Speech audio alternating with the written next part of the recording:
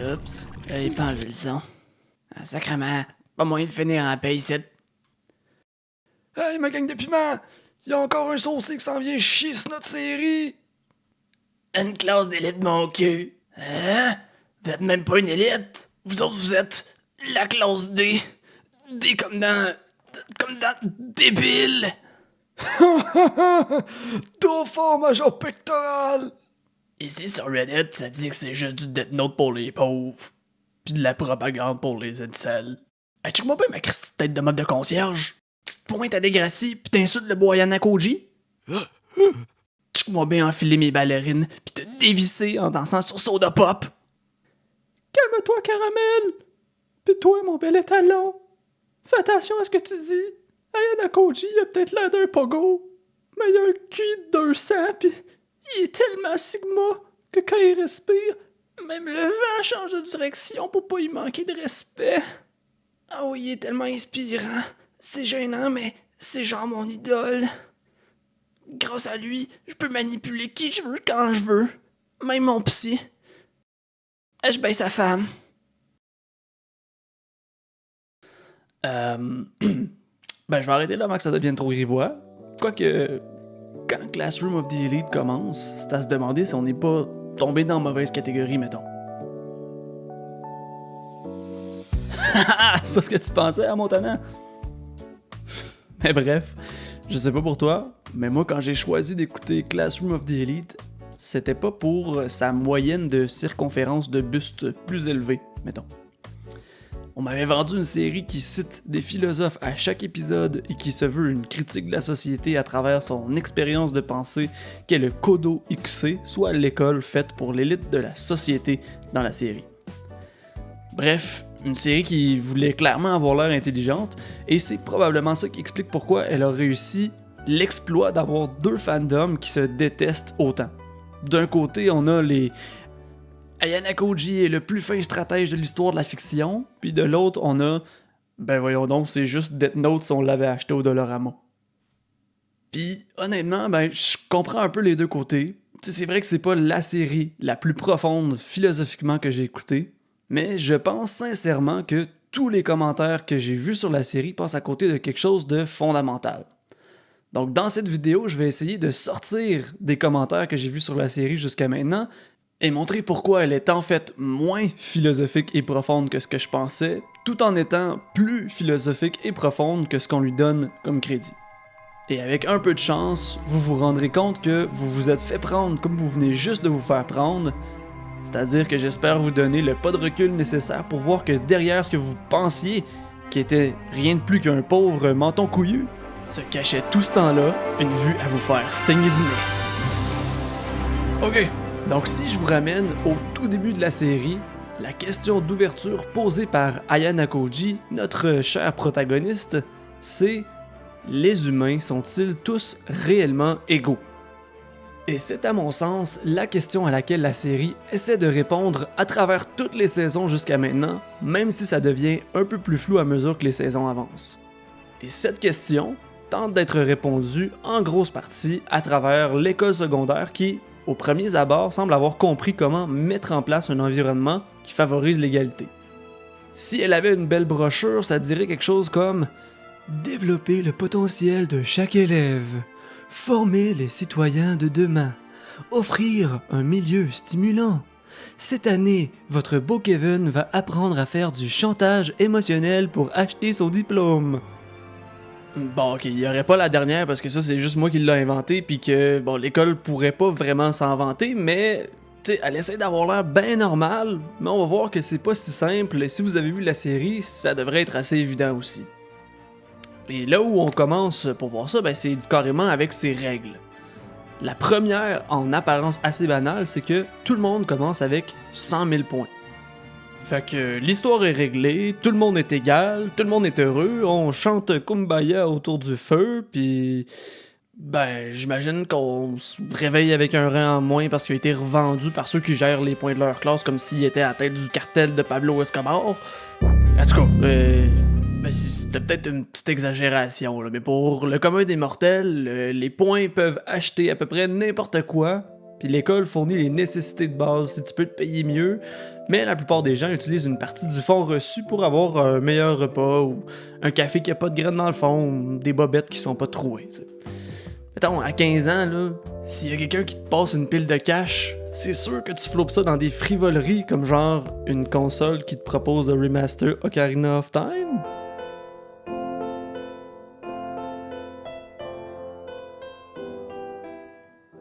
Bref, si tu te souviens de la classe D, qui vient de brûler sa carte de crédit sur le premier mois, elle se ramasse à quatre pattes devant la prof à en demander d'autres comme des junkies qui ont besoin de leur fixe, puis ben elle a rien pour eux parce qu'ils viennent juste de passer le mois à dormir en classe puis à s'en crisser. Donc en théorie, ils devraient apprendre leur première leçon, il faut toujours anticiper le pire puis agir en conséquence. Et évidemment, c'est notre protagoniste, Fin Renard, qui réussit à apprendre la leçon pour vrai et ne pas assumer qu'il peut laisser les plus poches de la classe, en l'occurrence Sudo, couler et se faire expulser. Fait que là, il va voir la prof, Madame Shabashira, puis il achète le point manquant pour faire passer Sudo. Mais ce qui est bizarre, c'est que l'école avait jamais dit quoi que ce soit à propos du fait qu'il allait pas recevoir de points, ni à propos des conséquences sur la classe en cas d'expulsion, ni à propos de la possibilité d'acheter des points. Fait que déjà là, on voit que l'école a tendance à cacher plus de choses à ses élèves que les élèves eux-mêmes en cachent à leur mère. Fait que ça commence pas bien. Imagine ça aurait eu l'air de quoi au secondaire si ton chum se pointait au bureau du directeur avec une enveloppe de cash pour faire disparaître ta note d'examen coulée. Puis à cette heure, imagine que le directeur appelle pas ses parents, il l'applaudit quasiment. Bon, ça peut avoir l'air d'une exagération, mais quand on regarde le procès de Sudo, ça devient assez clair que c'est pas si loin de la réalité que ça. Vous trouvez pas ça weird qu'il y a des caméras partout dans l'école, sauf dans un petit raccoin qui a été trouvé par des petits bums?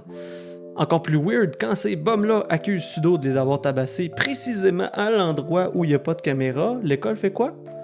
Elle demande pas au directeur de s'en mêler, elle demande au président du conseil étudiant de servir de juge. Tandis que, de leur bord, les petits bums, eux, ont carrément un vrai avocat là, pour les défendre. Pendant ce temps-là, Yanekoji, lui, est pogné à chatouiller Orikita, dans un moment un peu cringe, on va se le dire, pour qu'elle finisse par ouvrir la bouche. Viens pas me dire que c'est un procès juste. C'est comme si l'école voulait voir si les élèves étaient capables de sortir du trou sans adultes pour leur tenir la main. C'est la même affaire encore après avec Ryuen. Ce dude-là, c'est pas un étudiant au secondaire, là. C'est un drug lord puis un pimp en même temps. Il est même pas supposé d'être en liberté avec le genre de crime qui se claque, puis l'école lui donne même pas une petite retenue. Bon, puis après ça, on peut regarder les examens à l'école aussi. On va se dire, ils passent pas mal plus de temps à survivre sur une île déserte, négocier des alliances, mentir à leurs adversaires, découvrir qui sont les traîtres, puis manipuler les autres équipes qu'à faire des maths. À un moment donné, il faut se poser des questions. Quand on est rendu à 2 examens d'une semaine où les étudiants doivent survivre sur une île, bâtard Gérard, l'émission s'appelle pas Survivor, mais si ça continue, ils vont devoir la renommer, puis ça va s'appeler Classroom of the Epstein. Surtout avec la fin de la saison 4, monsieur le directeur, là, un peu bizarre. Bref, on n'est peut-être pas à Poudlard, mais on a quand même une école assez fuckée. À la limite, je suis même pas sûr qu'on puisse vraiment dire que c'est une école. Une école, tu sais, ça suit les demandes du ministère, ça transmet des connaissances, ça évalue les compétences des étudiants. Le Kodo EQC, de son bord, lui, c'est quasiment plus une jungle qui fabrique des élèves qui vivent selon la loi du plus fort puis qui brise ceux qui ont pas la cuirasse assez dure pour survivre. Puis si c'est vraiment ça son objectif, ça devient clair que les points étaient jamais supposés d'être de l'argent de poche que l'école disait que c'était. C'était de la monnaie politique. Et on voit que ceux qui s'en servent comme tels créent des factions, l'utilisent pour acheter des mercenaires, pour manipuler des adversaires, etc., etc. Pour les examens, ça ferait plus de sens qu'on les voit comme des mécanismes de redistribution du pouvoir. Après tout, l'école se vante d'être méritocratique, donc il faut un moyen de créer de la mobilité sociale, c'est-à-dire qu'il y a une classe qui peut monter dans les rangs et selon son mérite, en théorie. À la limite, les cours, les notes, puis tous les beaux discours sur l'élite de demain, c'est juste le crémage sur le gâteau qui essaie de cacher parce qu'il y a une saveur florentine et particulièrement machiavélienne. Donc là, ici, on peut faire une petite pause 2 secondes. Juste avant de continuer, on peut se poser une question. Ben pourquoi est-ce qu'on voudrait construire une école de même? Parce que si le but c'est de former les meilleurs élèves du pays, on devrait probablement leur enseigner comment devenir de bons citoyens, leur inculquer des valeurs comme la justice, la tempérance et la sagesse comme les bons philosophes voulaient nous inculquer comme vertu. Fait que c'est pas trop clair pourquoi ils ont choisi de transformer leur école secondaire en espèce de Hunger Games payé par les contribuables. Et à mon sens, ça se résume à ceci. C'est pas les étudiants que l'école recrute qui fait qu'ils se retrouvent à former une Classroom of the Elite. L'élite, c'est ceux qui sortent de l'école pour devenir les futurs dirigeants du pays. C'est pour eux que l'école crée toutes ces épreuves, et ces magouilles et ces cachotteries. Et cette élite-là apprend dans les règles de l'art politique tel qu'enseigné par Niccolò Machiavelli. Nicolas Machiavel, c'est un philosophe du 15e siècle qui a obtenu une assez mauvaise réputation. On va se le dire en 2026, si ton nom c'est encore une insulte qui est plus grande que Trump, t'as quand même un pas pire problème. Aujourd'hui, machiavélique, ça veut pratiquement juste dire manipulateur, sans scrupules, on pourrait quasiment dire que c'est synonyme d'être diabolique. Puis je dirais que c'est à moitié sa faute. Quand Machiavel écrit Le Prince, il rédige essentiellement un guide destiné aux dirigeants dans lequel il décrit la vertu des politiciens comme étant non pas l'amour qu'ils détiennent pour leur peuple, comme ce serait le cas pour ce qu'on pourrait imaginer comme étant le meilleur Hokage de Konoha, mais la meilleure vertu serait plutôt la capacité de faire n'importe quoi pour garder le pouvoir à tout prix. Dans une Italie où les principautés se font renverser à chaque 3 semaines, où les alliances changent constamment, puis où il n'y a personne qui garde son trône très longtemps, il se pose une question assez simple. Comment est-ce qu'on crée un État qui demeure stable? Et sa réponse, c'est le genre d'affaire que même Richard Martineau n'écrirait pas dans le Journal de Montréal. Dans un monde idéal, un dirigeant devrait être aimé, mais si jamais il est obligé de choisir, vaut mieux être craint.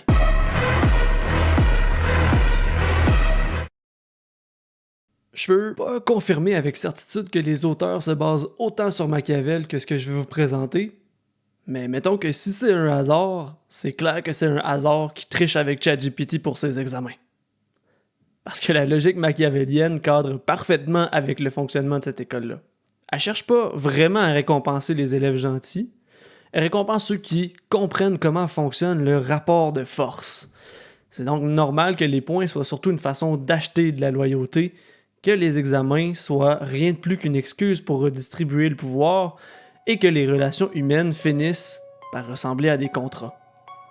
Autrement dit, en avançant dans la série, on se rend compte que les étudiants sont pas tant évalués que dressés. Et Ayana Koji, de son côté, est assez bizarre comme protagoniste, il faut pas se le cacher. Pourtant, il blende sans problème dans cette école-là, et ça aussi ça devrait être bizarre.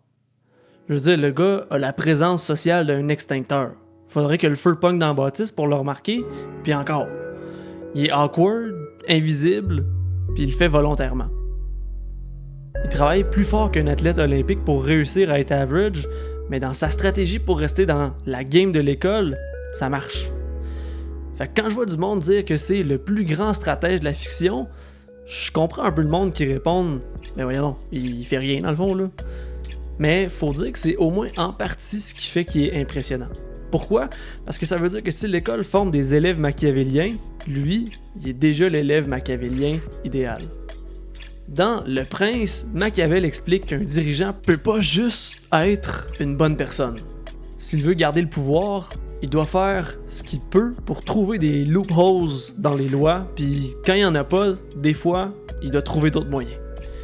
Pour Machiavel, travailler à l'intérieur du code légal, c'est l'affaire des hommes, puis la violence pour garder le pouvoir, ça doit nous faire tomber dans notre animalité. Mais, donc Machiavel se demande, quel animal est-ce que le prince devrait émuler à ce moment-là quand c'est nécessaire d'être comme un animal? D'un côté, l'animal royal par excellence, c'est le lion. Celui qui fonce, qui inspire la crainte, qui règle les problèmes avec ses poings. Sauf que pour Machiavel, le lion a un problème en tant que dirigeant. Il est trop direct, trop prévisible. Et il tombe facilement dans des pièges que des adversaires rusés peuvent lui tendre. Puis dans Classroom of the Elite, Sudo illustre parfaitement le problème du lion. Tu joues un peu sur son ego, puis il sort immédiatement les coups de poing, sans penser, puis c'est ça qui le met tout le temps dans le trouble. Mais si on regarde ceux qui ont plus de pouvoir dans la série, Ryuen serait un peu un meilleur lion. Être aimé, ça semble pas l'intéresser ben. Il a l'air de diriger sa classe en suivant une anti-convention de Genève, s'il y a de quoi. Puis son arc se déroule exactement comme Machiavel l'annoncerait si on le considère comme un lion. Il passe une saison complète à chercher c'est qui le cerveau derrière la classe D. Il menace puis il fait brailler du monde, il torture même Karuizawa. Puis il finit par trouver, puis il se fait démonter parce que sans savoir, il a creusé lui-même le trou dans lequel il finit par pourrir. Donc si le lion ne représente pas le meilleur animal à imiter pour garder le pouvoir, ce serait lequel? Machiavel considère le renard. Le renard est rusé, il manipule, il ment puis il s'adapte. Puis dans Classroom of the Elite, je pense que le meilleur renard c'est Sakayanagi. La fille, elle peut carrément pas être un lion même si elle voulait, je veux dire. Elle a probablement l'agilité d'un pot de yogourt. Fait que Sakayanagi, si elle faisait trop chier Ryuen, puis que ses bodyguards étaient pas là pour la protéger, elle aurait pas grand chose à donner dans le concours de bras de fer. C'est ça, la faiblesse du renard. Fait que pour Machiavel, le prince idéal doit être capable de naviguer entre la ruse du renard et la force du lion qui écrase ses adversaires quand c'est nécessaire. Ce qui nous permet de revenir sur notre cher protagoniste, Ayana Koji. Ayana Koji, lui, tu sais jamais lequel des deux il est en train de jouer, puis c'est ça sa force. Ça devrait être plus clair maintenant pourquoi le fait d'être invisible, d'avoir l'air average, de laisser Horikita être sous le projecteur, tout ça, c'est ce qui lui permet d'être un prince machiavélien idéal. Puis quand on y pense, c'est un peu à cause de ça que le fandom se divise. Il y a un gros paquet de monde qui regarde ça puis qui entend la série dire « Voici l'humain que tu devrais devenir ». Moi je pense que c'est pas ça le message, puis j'espère que c'est pas le message que la série va nous laisser quand ça sera terminé, parce que être bon à quelque chose, puis être quelqu'un de bien, ça a jamais été la même question. Il y a du monde qui sont extraordinaires pour gagner, ça veut pas dire que tu veux t'ouvrir un compte épargne avec eux. Sauf qu'il y a une affaire qui cloche aussi dans ma lecture machiavélienne d'Ayana Koji.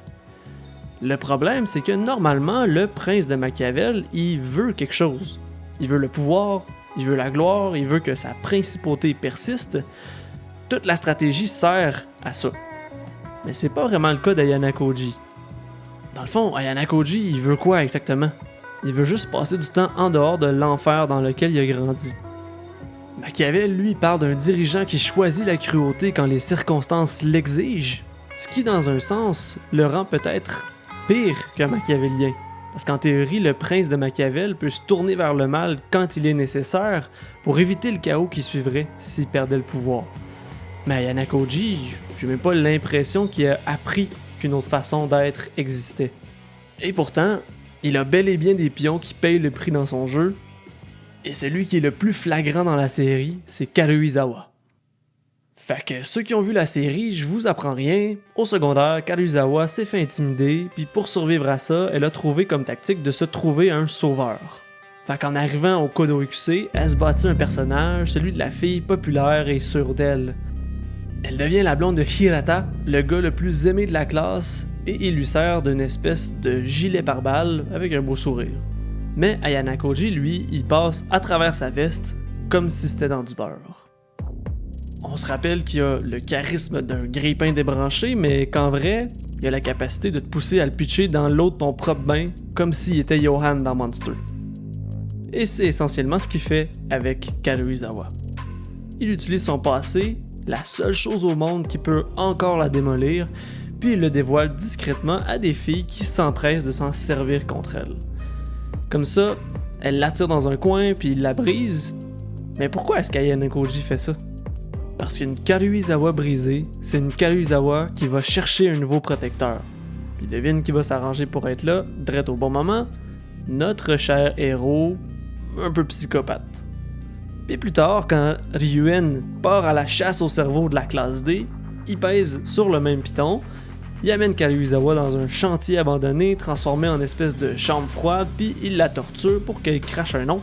Puis pendant qu'elle se fait tranquillement transformer en pogo dans le congélateur, Ayana Koji, lui, sait qu'elle est dans le trouble, mais il prend son temps ben pépère à aller au karaoké avec ses nouveaux amis. Une maudite chance qu'il a cancellé le projet parce que la seule manière que j'acceptais ce dénouement-là, c'est si je chantais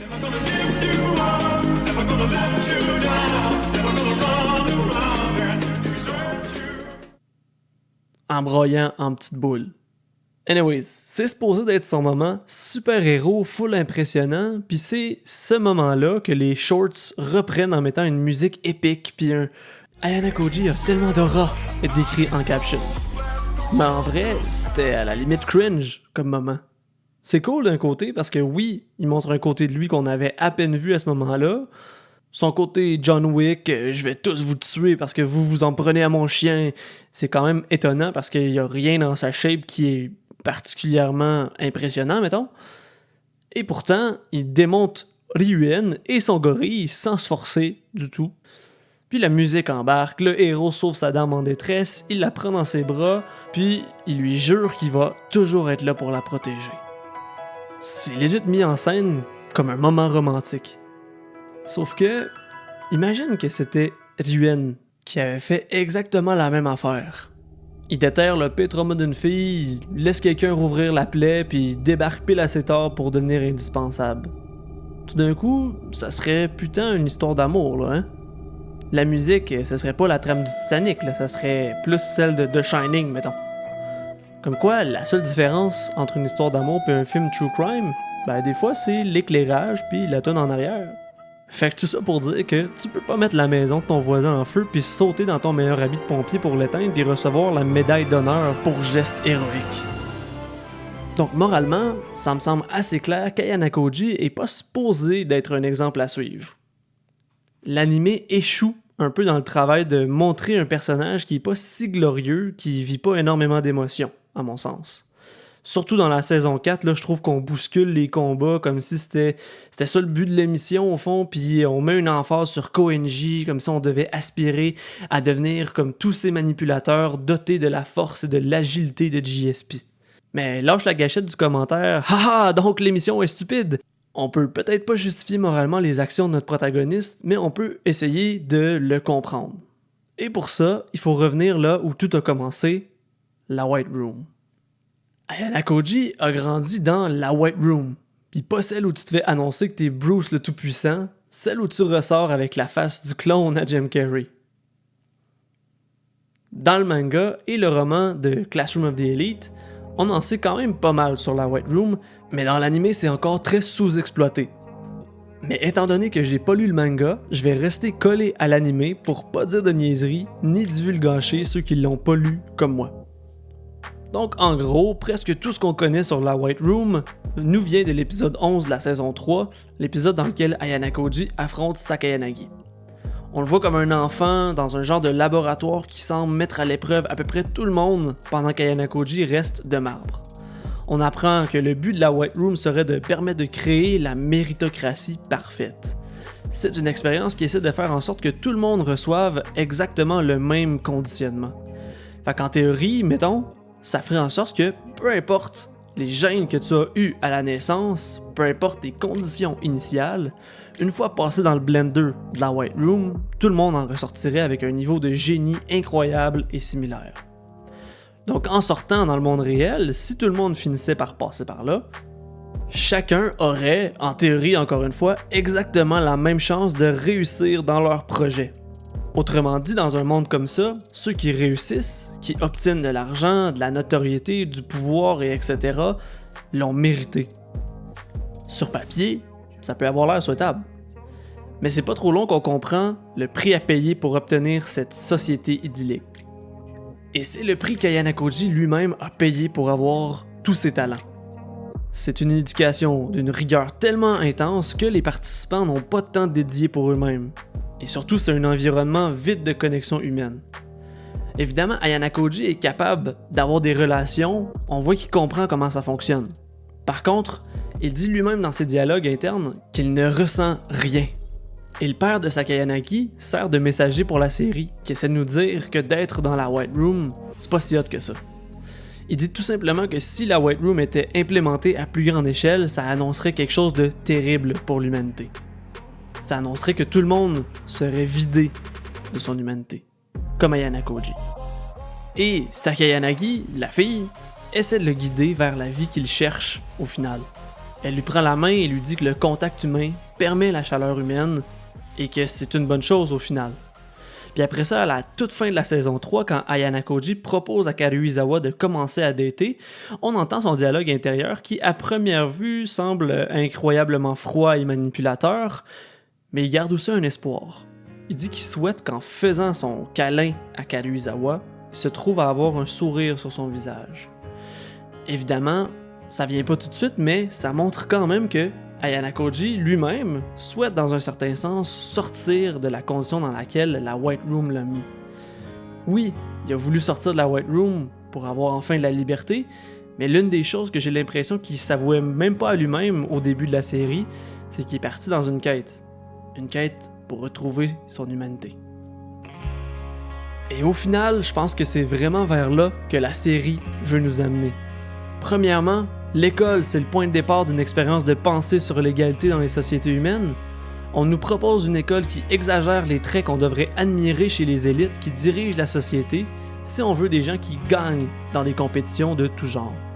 On nous propose un système qui, à première vue, permet à tout le monde de grimper dans les rangs, comme ce qu'on nous vend avec le rêve américain.